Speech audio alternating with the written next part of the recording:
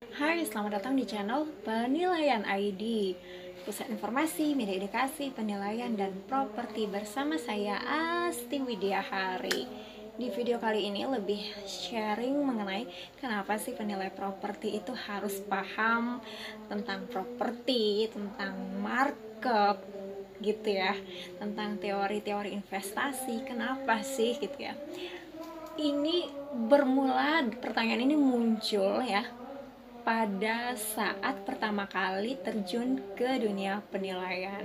Jadi waktu itu tahun 2015 saya masuk ke dunia penilai ya.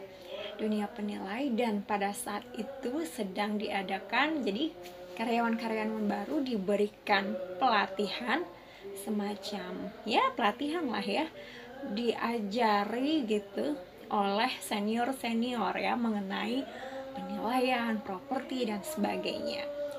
Dan pada saat itu yang pertama dibahas itu ialah mengenai properti, kemudian investasi properti, siklus properti gitu ya. Dan waktu itu ngerasa kayak lama banget sih bahas beginian, sampai 2 hari kayaknya atau berapa hari gitu ya. Itu kan seminggu jadwalnya, dan itu ngabisin waktu sekian hari sendiri gitu.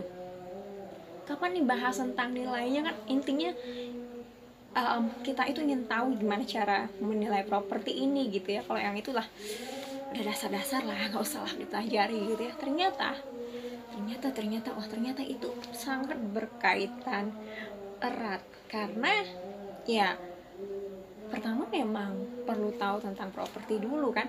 Properti itu apa? Bahkan pada saat itu mungkin nggak tahu kalau properti itu di dunia penilaian ya disebutkan ada 4 macam ya, ada 4 macam. Ada properti, personality, terus hak kekayaan finansial gitu ya, HKF, terus juga ada bisnis kayak gitu, terus ada intangible asset dan intangible asset, tangible dan intangible asset. Jadi oke, ya gitu ya.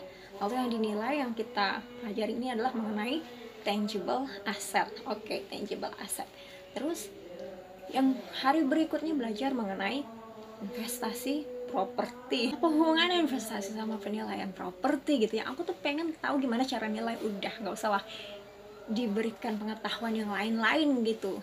Ternyata investasi properti itu sangat erat kaitannya dengan penilaian properti.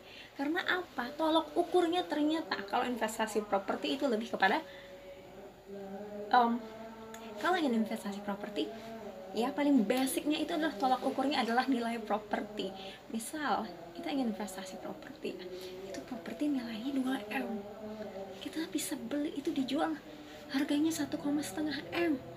Wow, sudah untung di depan 500 juta gitu kan ya.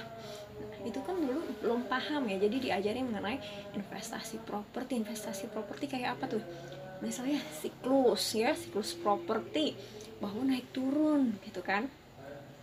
Kapan saat lepas, kapan saat beli gitu, ketika ada apa gitu ya. Terus hubungannya juga dengan krisis gitu ya, krisis ekonomi di suatu wilayah itu juga mempengaruhi dari perilaku untuk berinvestasi properti. Jadi ternyata begini tuh. Tapi waktu di tahun pertama, kayaknya kedua gitu ya, itu belum terlalu nyadar pengaruhnya gitu kan. Ketika kita menyusun laporan penilaian pun kadang kita menyebutkan gitu kondisi pasar itu seperti apa ya, bagaimana bla bla bla bla bla kondisi pasar di sini terkait properti ini, permintaan, penawaran, dan lain sebagainya, tingkat hunian sebagainya. Tapi itu tuh sama sekali belum dijadikan acuan dalam mengambil keputusan untuk analisa. Pada saat itu aku, mungkin yang lain enggak. Jadi belum terlalu paham. Tapi ketika sudah mengerti mengenai properti, lebih mengerti mengenai investasi, itu jadi paham kalau ini tuh kaitannya sangat erat loh gitu ya. Kondisi market yang seperti apa ini akan mempengaruhi analisis kita terhadap properti. Apakah ini properti ini akan sedang dalam masa yang bagus untuk operasional, bagus untuk dibeli, atau bagus untuk dilepas, seperti itu. Jadi